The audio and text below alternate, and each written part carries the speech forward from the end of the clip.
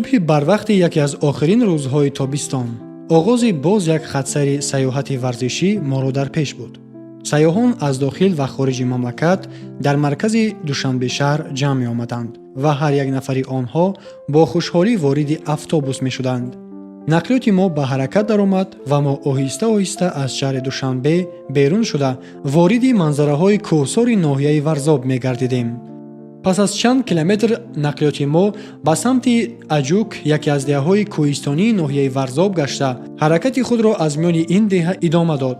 ҳар нафаре аз ҳамроҳонамон интизор буданд ки ин сайёҳати варзишӣ як сафҳаи навро дар китоби ҳаёташон боз хоҳад кард. автобус дар канори роҳи танги деҳа қарор гирифт ва сайёҳон яке паси дигар аз он фаромада нахуст аз ҳавои тоза ва салқину серуни аҷуки варзоб чуқурнафас мегирифтанд. ҳар кадом бо нигоҳи кунҷков ва шӯру шавқи дарунӣ омодаи саргузашти нав ва бардошти таъссуроти ҷолиб аз манзараҳои дилфириби аҷуки варзоб буданд. роҳбаладони хатсайр суҳроб ва комёр ба ҳамагон риояи талаботи бехатарӣ ва чӣ гуна сурат гирифтани хатсайрро фаҳмониданд.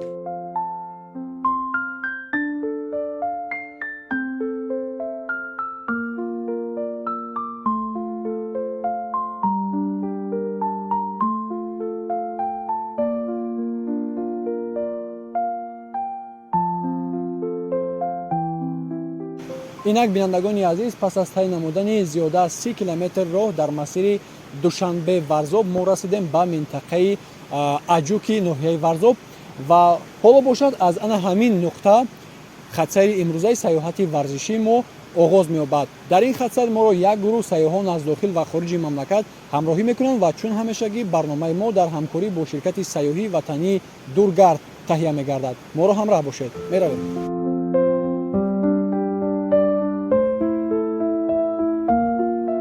қадам ба қадам ҳаво тоза мешавад ва шӯру шавқ дар дилҳо бештар мегардад. ҳамин тавр кӯпруки чӯбини деҳа моро ба сайёҳати варзишӣ пиёдагардиамон гусел намуд. дар ин ҷо дар доманаи табиати орому дилфиреб ҳама чиз фаромӯш мешавад. танҳо кӯҳҳои баланд, осмони беғубор ва рӯҳи озод моро дар пеш аст. аҷук минтақаи афсонавӣ буда бо манзараҳои худ ва обҳои мусаффояш машҳур аст.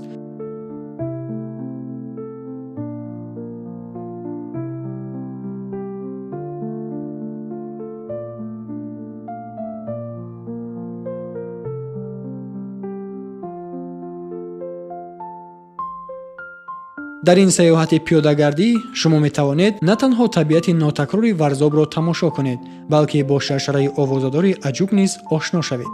мо аз шаршараҳои пурпечутоб, ки аз канораш дарёи аҷук равон буд, гузар мекардем. дар ҳар як қадам пайроҳҳое буданд, ки зери сояи дарахтони сарсабз мисли нақшҳои дастнависи табиат ба назар мерасиданд.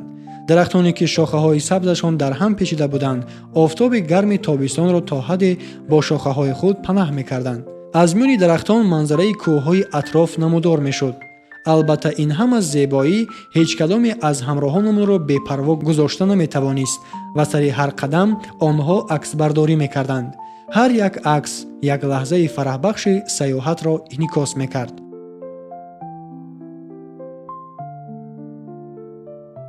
биандагони азиз, ҳоло хатсайри мо идома дорад ва боз зарур аст ки каме зиёдтар аз 1 километр дигар роҳ равем ва тавре ки омадем ба ин ҷо расидем, ин дарахтзорҳои сарсабзу хӯрранро дидем, дарё, об, кӯҳҳои баланд, ҳамаи ин пуркунандаи табиат ҳастанд, ки дар якҷоягӣ ҳама як манзараи хеле зебои як гӯшаи зебоманзари меҳманро ташкил медиҳанд ва албатта ҳар як меҳмони хориҷие ки ба ин ҷо меояд кӯшиш мекунад ки ҳар чиз зиёдтар акс гирад, хотира дошта бошад ва албатта ки аз тамошои ин манзараҳо ҳаловат барад.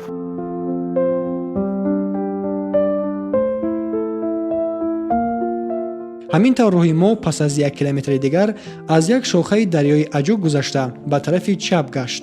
боқимонда роҳи мо мебоист аз миёни ин дараи танги кӯҳӣ ва аз болои дарёча гузарад. дар роҳи ин дараи танг ва сарсабзу салқин сайёҳон бо эҳтиёткорӣ қадам ба қадам аз болои сангҳо мегузаштанд. даст ба даст медиҳанд то ба ҳамдигар ёрӣ расонанд ва аз як монеа гузашта ба тарафи дигар расанд. ҳар кас бо чашмони кушоду пур аз шавқу ҳаяҷон ба табиати атроф менигарист. аз ин ҷо аз дохили тангии кӯҳ осмони кабуди беабр хеле зебо ба назар мерасид.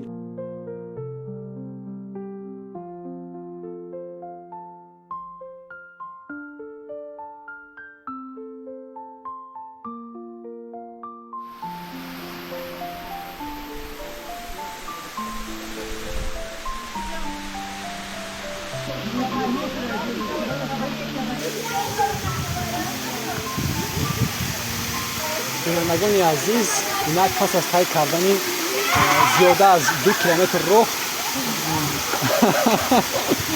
لحظه های خیلی هم خاطرمان و عجایب هستند هنگامی که سیاحان به این گونه موضوعهای ناتکرار دلفریب دیار می‌گویند. همراه ما زیاده از 20 نفر سیاحان از داخل خارج مملکت هستند و ببینید که در اینجا چگونه یک شرشره خیلی هم زیبا و ناتکرار هست که همه میخوان در اینجا عکس‌های خاطره‌ای بگیرن و باور کنید برای عکس گرفتن در اینجا نوبت هست. نوبت ما میرسه باشه.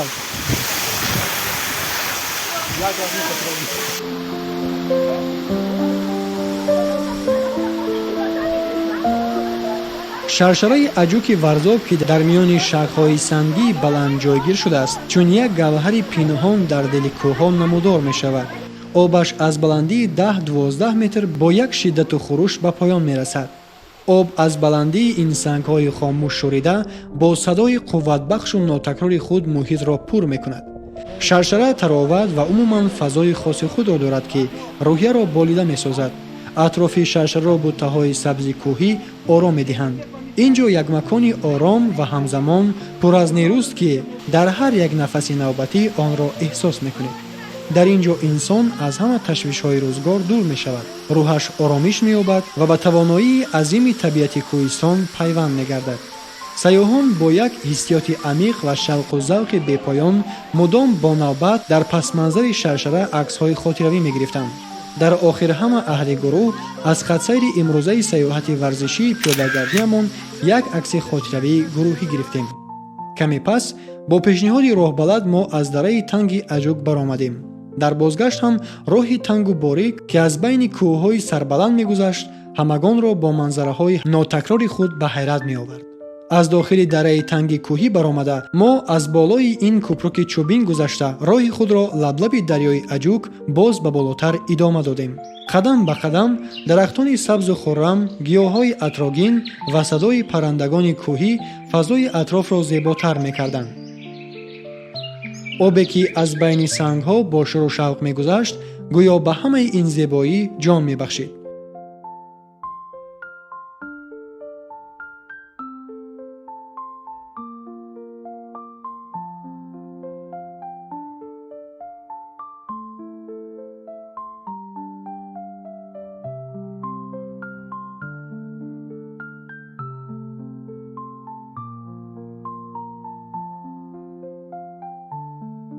در آخر راه وقتی که به یک منظره دلفریب کوهی رسیدیم، راهبلد خطسیر و سیاحان برای استراحت زیر این درختان را انتخاب کردند.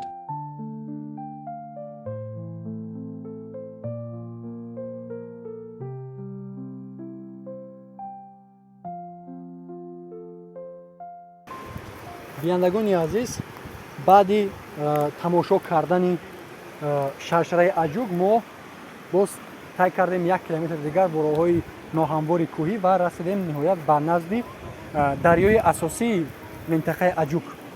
اینجا باشد با توصیه راهبلدان ما اینجا را برای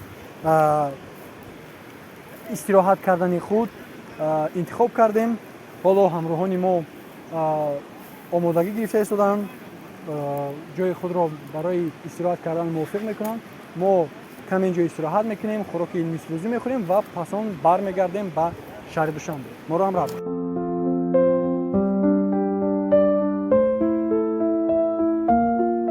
هرچند همراهانمان از راهگردی زیاد خسته شده باشند هم، لیک همانا از منظره‌های دلربا و تراوت طبیعت لذت می‌بردند.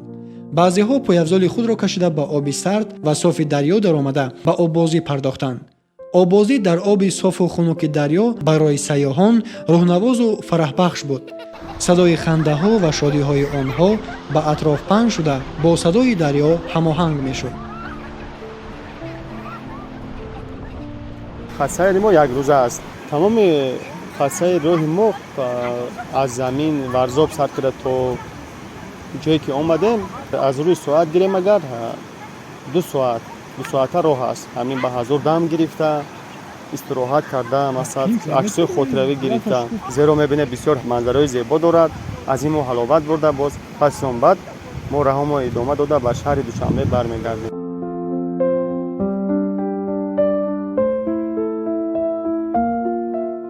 بشبهه یکی از مکانهای جالبترین سیاحتی امروزه ما شرشره اجوک بود که همراهانمون هر زمان درباره‌اش حرف می‌زدند و با یک خوشحالی وصفش را می‌نمودند. چند وقت است که با شرکت سیاحی دورگرد به هر منطقه های جمهوری ما سفر میکنیم و من بسیار محقول است شناسایی نو، منظره های زیبا، جای دلکش، از هم جای خاطرمان و فراموش نشونده در همین سفر ما شرشره اجوک بود. به هر جای ناز خوب قین بود و ارزنده بود که اون جای زیبا را بینیم، خاطرمان بود. خیلی حیات مکنم برای اون چیز عکس ها گرفتیم، خیلی با نزدیکتر شناس شدیم با همراهی دیگر آدمایی که قطعا در سفر بودن.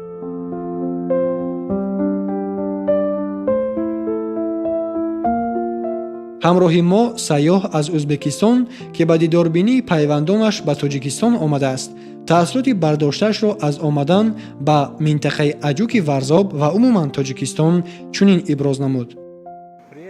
من از بخارا با دیداربینی نزدیکانم و استراحت و سیاحت آمدم. فرزندانم نیز اینجا با من هستند. آنها آنجا در دریای کوهی حال آبازی دارند. طبیعت اینجا خیلی زیبا و دلپسند است. کوهها، آب صاف دریاچه، اشتها هم خوب است. چی گویم دلم فرحمند است. در ازبکستان هم چنین مکانها هستند اما کمند، چون من میدانم که تاجیکستان کشور کوهسار است. ازبکستان اینقدر کوه زیاد ندارد و برای به چنین مکانها برای سیاحت و استراحت رفتن 100 کیلومتر راه را طی کردن در کار. اینجا باشد ما حالا 50 کیلومتر راه را هم طی نکرده از پایتخت به اینجا رسیدیم. به همگان توصیه می‌دهم که به سیاحت تاجیکستان بیایند. خیلی کشور زیباست.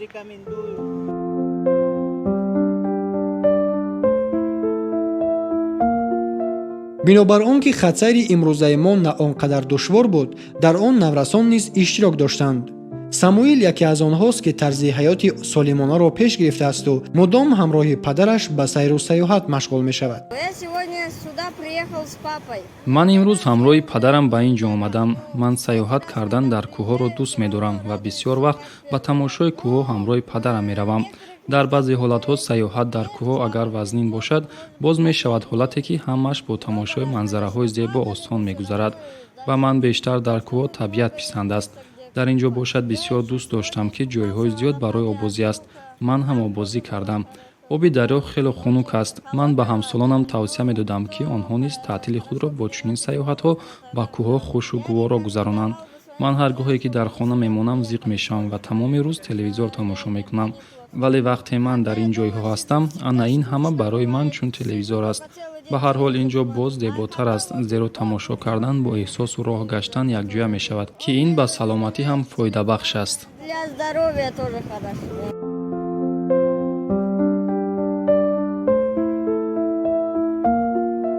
همینطور پس از کمی دیگر استراحت و فراغت در دره زیمچورود، اهل خطسیر در پس منظر آن عکس‌های خاطره‌ای گرفته با یک جهان تأثیرات خوب و خاطرمان برگشتیم.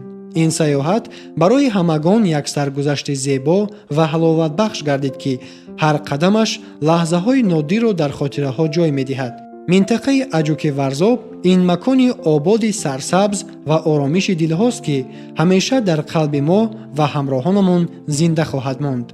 از همه اساسش سیاحت به اجوک نه تنها سفر به خاطر تماشای زیبایی‌های طبیعت، بلکه راه به خودشناسی، توانایی روح و اراده و پیوندی با دوستان نو بود.